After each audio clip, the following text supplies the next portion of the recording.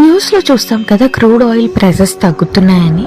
కానీ పెట్రోల్ బంక్కి వెళ్తే మాత్రం ప్రైస్ సేమ్ ఉంటుంది. ఎందుకలా?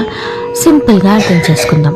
క్రూడ్ ఆయిల్ అంటే రా ఆయిల్, పెట్రోల్ అంటే రిఫైనరీలో ప్రాసెస్ చేసిన product.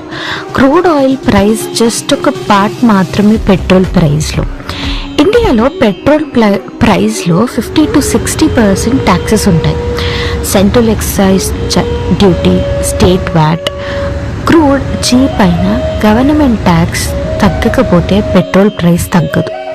Crude oil refinery product, refine చేసిన తర్వాత పెట్రోల్ పంప్లోకి వస్తుంది. ఈ మధ్యలో జరిగే ప్రాసెసే refining charges, transport cost, dealers commission అన్నీ ఫిక్స్ అయి ఉంటాయి. అలా మనకి ప్రైస్ వేరియేషన్ ఉంటుంది.